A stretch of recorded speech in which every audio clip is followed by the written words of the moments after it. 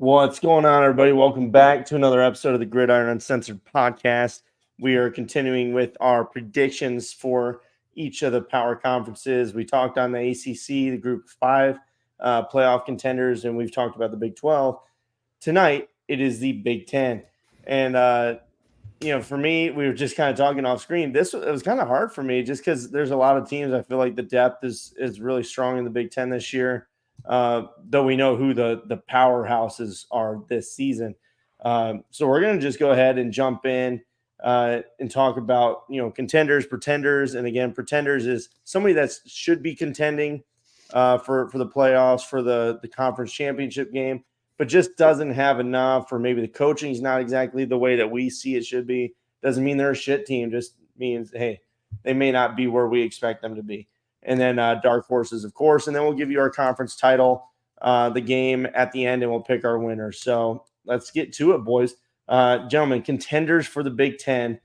Blake, you want to jump off? So you said you felt pretty confident in this one. I've got two, and it's going to boil down to the woulda, coulda, shoulda for Ohio State. They have got so many big names on this team. The only question I have for them is at quarterback.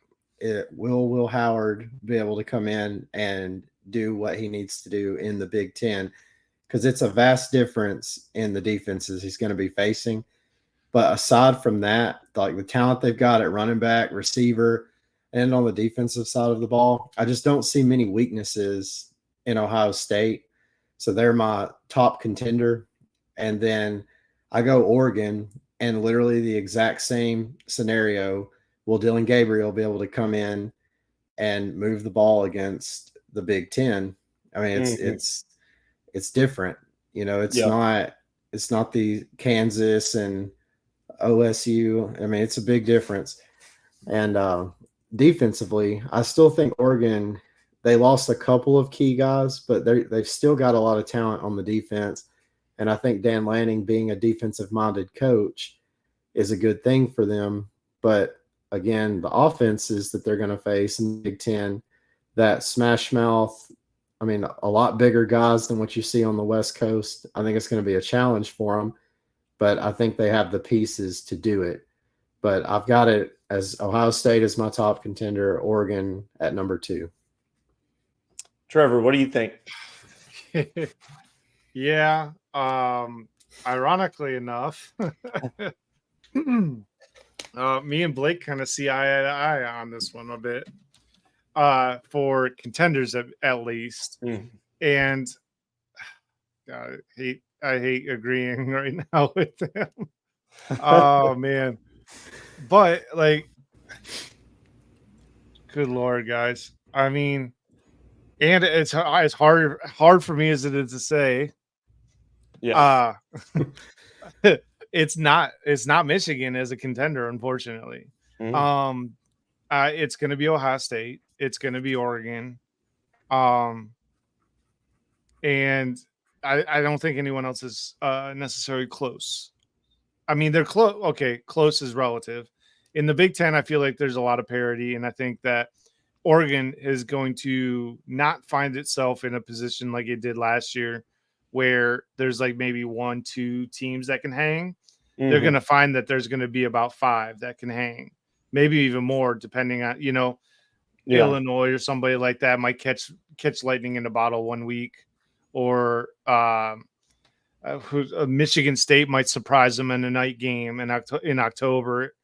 It's just kind of like, that's where my head's at with this, is like there might be games where, or Maryland, Washington, they play Washington. I don't think Washington's going to be the team they were this year or last year, but it's still a big time game. A lot of emotions from last season, I'm sure, for the 5 players that stayed at Washington.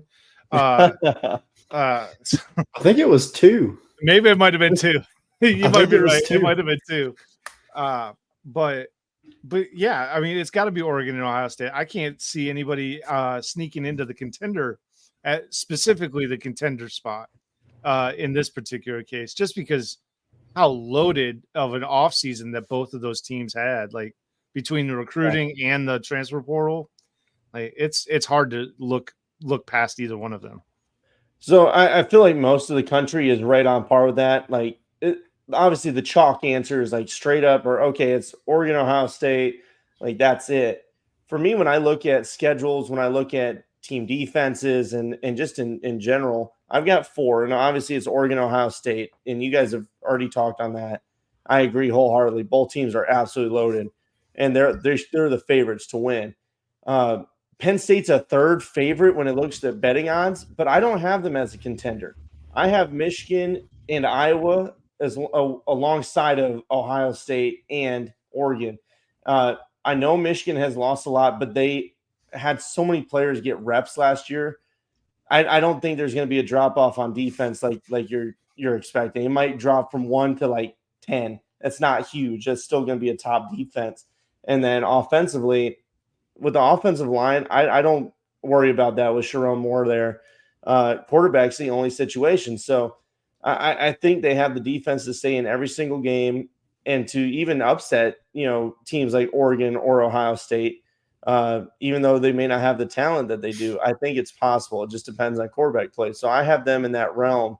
Iowa, when I talk Iowa, their schedule shapes up really nice to where, I mean, look what they did last year with horrible offense, and they still made the Big Ten championship game. I know that they had divisions that year, but still, look at the schedule the way it shakes out. Iowa State's out of conference. That's going to be a tough game, and then Ohio State is at Ohio State in October. Outside of that, you play a Washington team that's changed. Michigan State team's trying to figure out their new identity.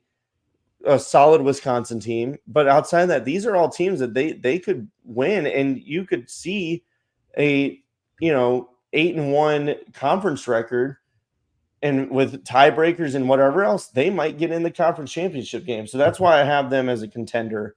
I still think obviously the main two are Oregon and Ohio State, but don't sleep on Iowa and Michigan this season because there's still plenty there. Defensively and maybe even offensively for Michigan if the quarterback room can keep rolling. So that's my thoughts on it, gentlemen. Pretenders, or if you got anything to say about what I just said, if not, move on into pretenders. No, it makes sense. Iowa and even Michigan potentially being in there.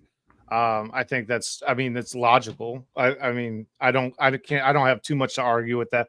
Only like Blake was saying about quarterback position. Yeah. Both of those teams have question marks. All four of those teams still have semi question marks at the quarterback position. The other two, Iowa and Michigan, having, I think, major question marks at the quarterback position. I do agree. There's only one team that doesn't have a question mark at quarterback because he was there last year, but he wasn't great, and that's Penn State. And I have them as a pretender because of that. I know they returned a lot as far as the backfield goes, and everybody's expecting the running backs there to have a great year, but they have no deep threat. The offensive line's questionable. Defensively, they should be solid, but I have no faith in Penn State, and I've said it multiple times on the show. Mm-hmm. I don't see James Franklin ever getting over that hump. And then my other pretender that I have is USC. I've seen a lot of people think Lincoln Riley getting a whole new defensive coaching staff there. I mean, he kicked them all, got new guys coming in, and they call him the quarterback whisperer. But that was out west, and that was in the Big 12. I think it's a whole different ball game in this conference. I don't believe he's going to be able to come in and just go like he did with back at Oklahoma, have a one-hit wonder every year with a quarterback. So Penn State, USC, I just don't see them panning out like a lot of people think they will. Yeah. Trevor, what do you think? Yeah, I'm with you on Penn State, Blake, 100%. I would have even probably said that without the conference realignment, that Penn State would be a pretender. Yeah. But with these added teams into the schedule, I have a hard time believing that they're going to have a successful season. Sorry, give me a second. I'm trying to pull up their schedule real quick because I wanted to remind myself what it was.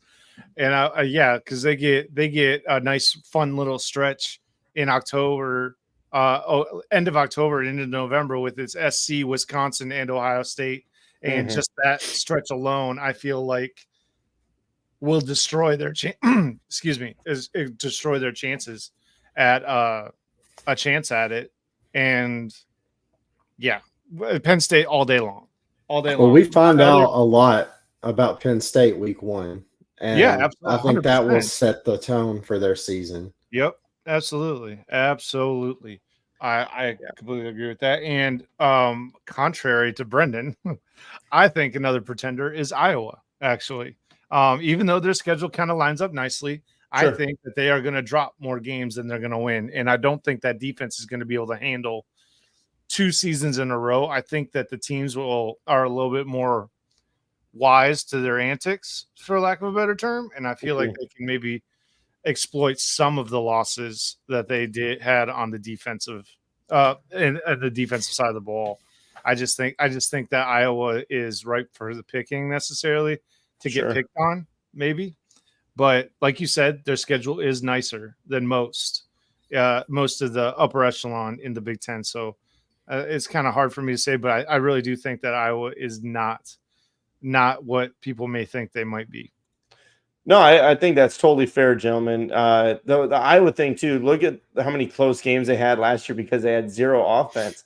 Of course, they do have a new coordinator in, so I'm a little curious to see how that plays out. But if those games flipped last year, I mean, you could be a 6-6 Iowa team. So if that happens this year, it could be that way.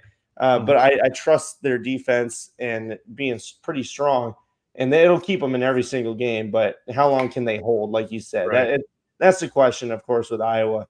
We'll see what Iowa can do.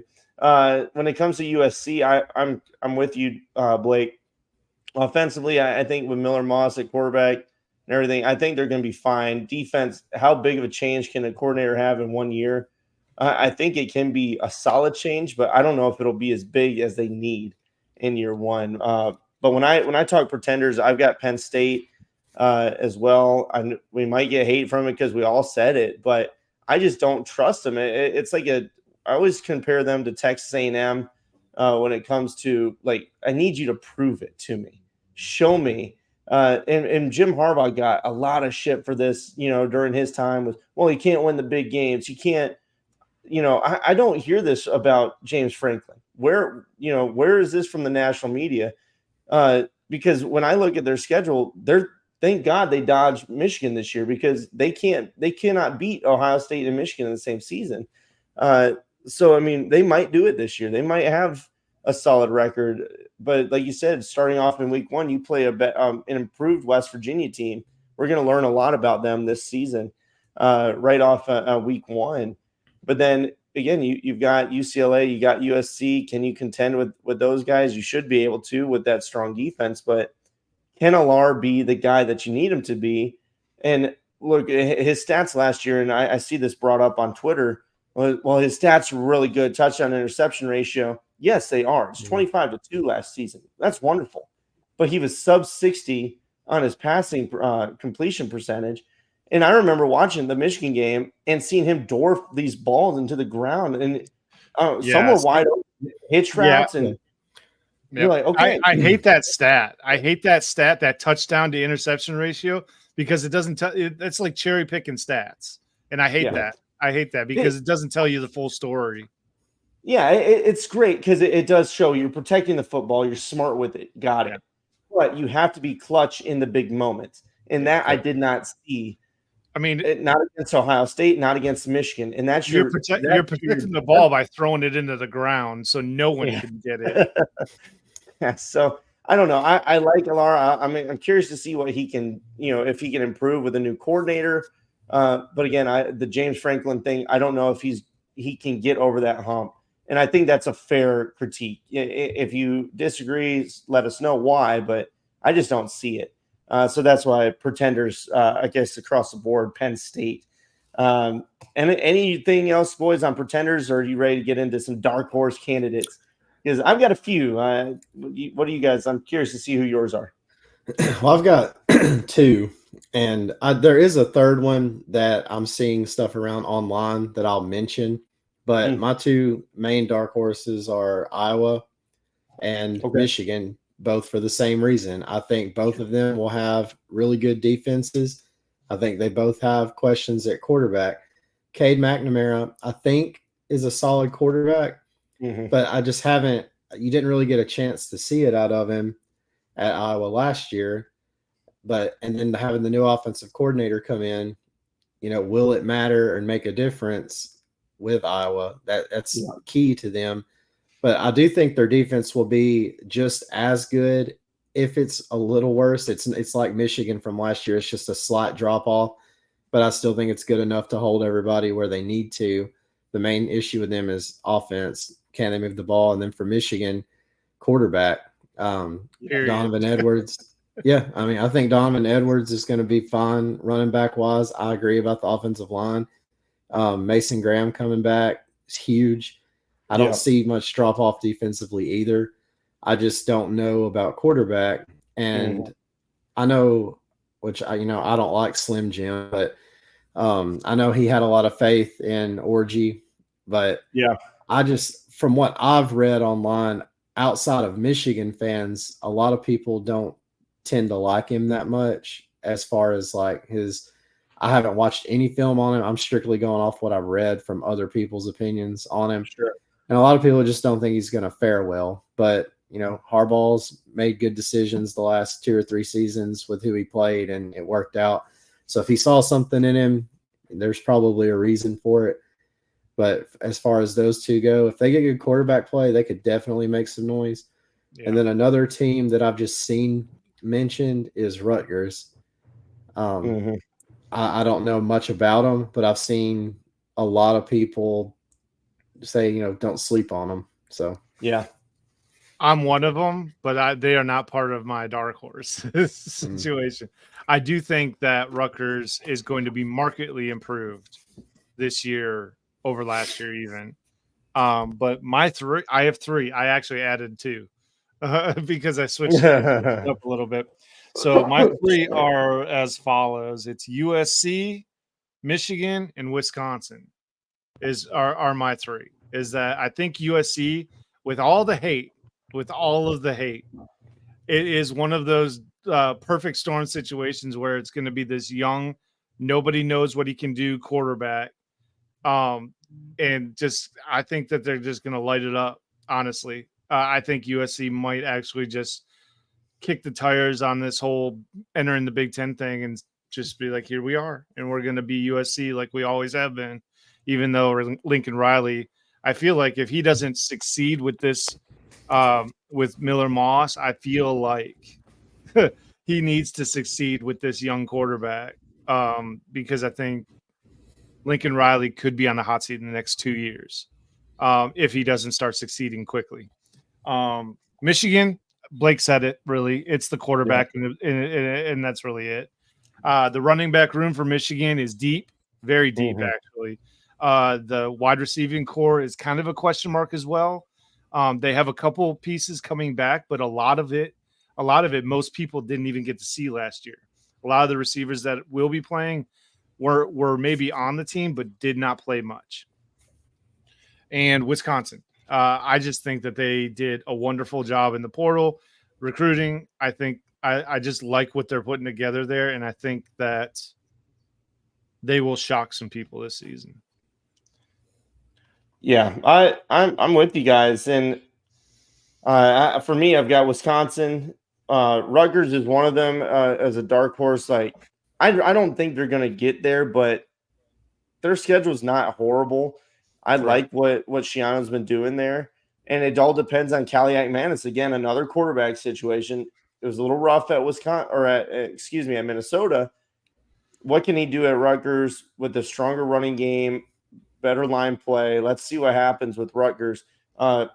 a sleeper like danger team. Indiana, I don't think nobody's really knowing what they're gonna do, but I like what they're building there. So just somebody to keep an eye on. I'm not calling them a dark horse, but keep an eye out. But Wisconsin, Trevor mentioned it. What they did in the portal, I think, is great. Second year, Fickle. I like Tyler Van Dyke. I think he's going to have a better chance here than what he had at Miami. And then I've got Nebraska, guys. Keep an eye out for Nebraska and what they got with Rail at quarterback, because he seems like he's the real deal. I mean, he needs to be. But again, Matt Rule's second year. You look at their schedule, even if they lose out of conference game to Virginia Tech, who's revamped, you've got a solid schedule. You don't play Michigan, you don't play Penn State. Oh, excuse me, I'm looking at Rutgers. I go back. Yeah, you don't play Michigan. I don't see Penn State. You do have Ohio State and USC and Wisconsin. So, I mean, you've got some guys down at the back end of your schedule, but it's potential. If your offense is clicking the way they think it will, they might maybe make some noise, guys. So that's who I've got as some dark horse candidates. But yeah, I don't know. I don't know. Just get your opinion on it. I feel like the Big Ten might have the most question marks across the board at quarterback than any other conference. Yeah. What do you guys think? Do you guys think got a lot. that's accurate? I'd probably say that. A lot of changes, a lot of fresh faces after last season. Guys coming in like Will Howard coming in. He's a proven guy. It's just how is he going to step up in Ohio How State? will he fit with the style? Honestly, Dylan Gabriel, all of them same way. are. Yeah. Even Tyler Van Dyke. Yeah. These guys have been around. It's just like, okay, what will they do at their new spot? So, yeah, I can agree with that. I feel like ACC's got solid quarterback play. SEC's got veterans stepping in, strong quarterback play there this year. Big 12's got guys that have been around. So, no, I'd probably say that. Old Bowman, baby. I'd probably say that, man. I don't know. I'm trying to think here. What do you guys think for the actual conference championship game? Because I've had a little toss up, but I think I'm going to stick with what I had. It's probably chalk. What do you guys think? Conference championship game, and who's your winner? Ohio State will play Iowa and win. Man. So Blake's got Ohio State beating Iowa. Okay. Man. All right. I think that's a very possible matchup in the Big Ten. Oh, Lord. All right. So I feel you, dude. hang on. Let me look at something real quick. Well, let me throw you mine because nope, that's not going to work. Never mind. I had Oregon versus Ohio State rematching in the championship game. Outside of all these contenders, I think it's going to be super close. But these teams are just so loaded and so good. They have to have a stumble. They have to mess up. Ohio State playing Michigan in Ohio is a huge plus for them, especially with a young, I guess young quarterback, depending on who you have. If it's Tuttle, he's an old quarterback. He's been around for 7 years. But again, we don't know what the Michigan quarterback situation is. I've got Oregon beating Ohio State in a rematch. I think Ohio State goes in kind of like last year with the ACC, where I thought, Florida State, Clemson would probably rematch. I kind of feel like it's going to be the same thing here. I think Ohio State might win in the regular season, and Oregon might get some revenge in the Big 12 or in the Big 10 championship game. Dan Lanning, I don't think he's going to let it happen this year where he loses to the big one twice in the same season. So that's my prediction. We'll see what happens with it. Trev, how you feeling? I'm going to sound like such a homer. Hey, man, if you're feeling it, feel it. But I do feel it, and I feel it in the way that it would honestly probably take a slight miracle for this kind of matchup to work, because I feel like because they play each other kind of late in the season, I think 4 weeks away from the final game of the season, I think Oregon and Michigan could be a potential rematch potentially. Yeah. But it would mean that Michigan would have to be rolling on all cylinders from the start, meaning that they would have to come out with a win against Texas and they would have to basically run the table all the way to Oregon, and potentially if they lose, but that also means that they would have to beat Ohio State in Ohio State. Yeah. Look, it's possible with Michigan team just because how good their defense is. They do have weapons on offense. The thing, yeah. So here, I mean, I know you guys follow me, but I mean, here's my thought process with Michigan is that with the way Oregon plays, way Ohio State plays, they have figured out how to handle those spread offenses. It's true. They have figured it out. So now if Ohio State tries to play the ground and pound game with I don't know, man. With Chip Kelly. Thank you. I was going to say Bill O'Reilly, and I was like, that's not even a real guy. O'Reilly. Bob O'Reilly. I don't know why Bill O'Reilly popped into my head, but that's what happened. Bill O'Reilly's that old Fox News host. Yeah, that's exactly right. Some random Fox News Bill guy. O'Reilly and did Alex Jones and said, "Welcome to the Spin Finder. The Spin Zone. We'll do it live. Jeez, do it live." But no, yeah, Chip Kelly with him coming in, and the way he's been able to integrate a good run offense with the spread. Yeah, I think potentially could cause a problem, but I think Michigan's built well enough to handle those type of offenses, and they slow the game way down by the running game. So I think in that regard, I like that matchup. I think it'd be a fun matchup to watch at least. Yeah, look, for our Michigan fans, yes, we're Michigan fans. We're not trying to be homers or anything. It's if you think that they can't contend, I think you're wrong. Yes, there's been changes. There's all these things, but look at what they have. Look at the coaching staff. I know it's changed, but the defense is the same scheme as before. So there's some help there. I think it's possible. It all depends on Orji or Tuttle being quarterback. Outside of that, I'm not really worried about the wide receiver room with Moore, freaking Colson Loveland at tight end. He's I think the top tight end in the country. I'm not going to do this again to you. I'm not going to do this again to you. Michigan wins, by the way. They lose to Oregon during the regular season, and then Michigan wins. Hey, fair, man, fair. All right, so I got us written down. We're going to, like I said, we've got Michigan versus Oregon here. Just talking to myself. All right, so, guys, we've got our predictions. We got our stuff in. This is the Big Ten prediction show. We got the SEC coming up next. And then we've got our final playoff prediction. We're going to put out our whole bracket, all that shit, let you guys see that. So, I mean, this is a fun year. It's going to be crazy. I'm excited to see what happens. And I hope you guys tell us who you think is going to win the Big Ten. We had a lot of Penn State people, voting for them on the polls on Twitter. Some USC folks saying they're going to do it, but a lot of Oregon and Ohio State. So I think most people feel it's pretty chalk. But we'll see. Gentlemen, anything else before we end the episode here? No, it's going to be a fun season right out the gate. Right out the gate. There's a lot of good matchups early, boys. A lot of good ones early. So stay tuned, stick with us, and make sure you follow, subscribe, comment on our YouTube. That helps out a lot. And tune in on Sundays after all the Friday, Saturday games. We will be doing the live show. Just reminders. We're going to remind you every show. Tune in Sundays. Sunday nights at probably 9:30 Eastern. Yeah, exactly. Make sure you tune into that. We're going to cover everything that we can. And if you guys have questions, we'll answer them. So we're excited to do these live shows on Sunday nights.